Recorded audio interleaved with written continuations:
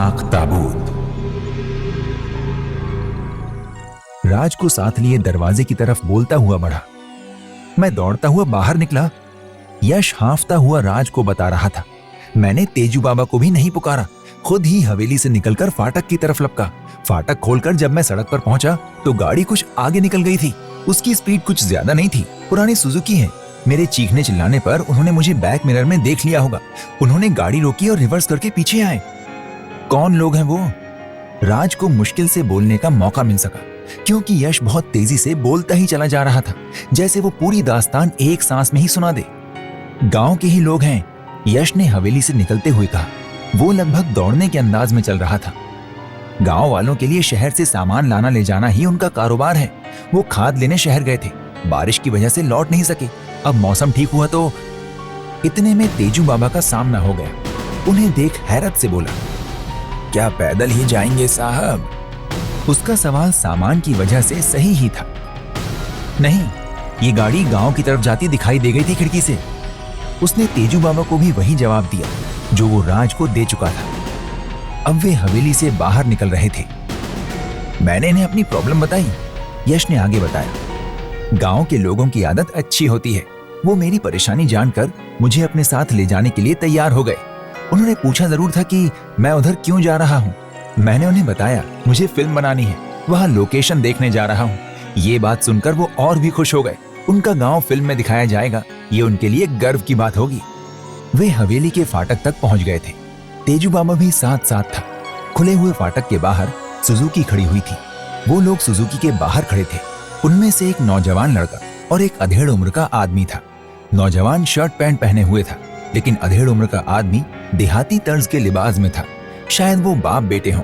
इन दोनों ने राज की तरफ देखते हुए नमस्ते किया। राज ने जवाब देते हुए पूछा, गांव के रास्ते में कहीं दलदली जमीन तो नहीं होगी? हम इस इलाके के चप्पे चप्पे को जानते हैं साहब, अधेड़ उम्र के आदमी ने जवाब दिया। हमें पता है कि किधर से निकलना बेहतर होगा। नौजवान ने खुद यश के हाथ से सामान लिया और सुजुकी के पिछले हिस्से में रखने लगा। आप हमारे साथ आगे ही बैठना साहब, अधेड़ उम्र वाला आदमी बोला। थोड़ी सी तकलीफ तो होगी, लेकिन हम लोग ठीक ठाक से पहुंच जाएंगे। तू भी चला चल राज हमारे साथ, यश ने राज से कहा। नहीं, मैं यहीं इंतजार करूंगा तेरा, राज ने जवाब दिया। 4 आदमियों का बैठना मुश्किल है साहब, ये देख नौजवान बोला। पीछे तो खाद भरी हुई है, आपका सामान भी बड़ी मुश्किल से वहां आया है। राज यूं भी नहीं जाना चाहता था। उसने यश से कहा, अपना ख्याल रखना भाई। चलें साहब, अधेड़ उम्र वाला बोला। अच्छा, यश ने राज से हाथ मिलाया। चलता हूं, तू भी अपना ख्याल रखना, बाय बाय, राज ने बहुत धीमे स्वर में कहा। तेजू बाबा चुपचाप एक तरफ खड़ा उन्हें अपनी पैनी नजरों से देखता रहा। यश इन दोनों के साथ सुजुकी में बैठ गया। इंजन स्टार्ट हुआ और उनकी गाड़ी हरकत में आ गई। वापस चलें साहब? तेजू बाबा ने राज से पूछा, जो उन्हें जाता देख रहा था। चलता हूं, राज ने कहा और जाती हुई सुजुकी को देखता रहा। फिर जब वो नजरों से ओझल हो गई तो राज मुड़ा। आओ तेजू बाबा, वो बोला। वो दोनों हवेली में लौटे। निशा तेजी से चलती हुई उनके पास आई।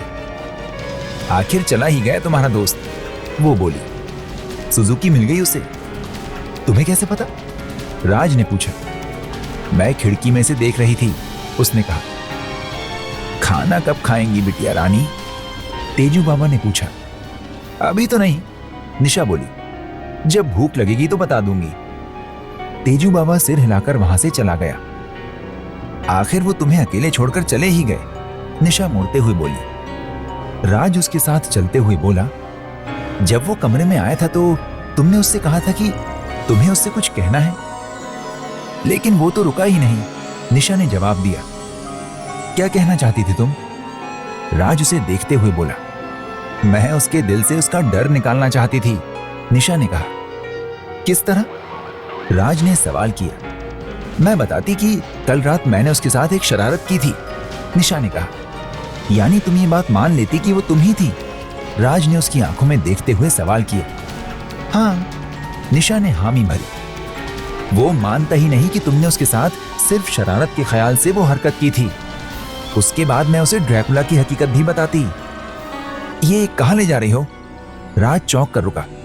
अजायब घर में, निशा ने जवाब दिया। वो तो चला गया, तुम्हें ही बता दूं कि उस ड्रैकुला की क्या हकीकत है। क्या हकीकत है उसकी? राज ने चौंक कर पूछा। वो ड्रैकुला की डमी है, एक आश्चर्यजनक डमी। वो अंकल फ्रांस से लाए थे।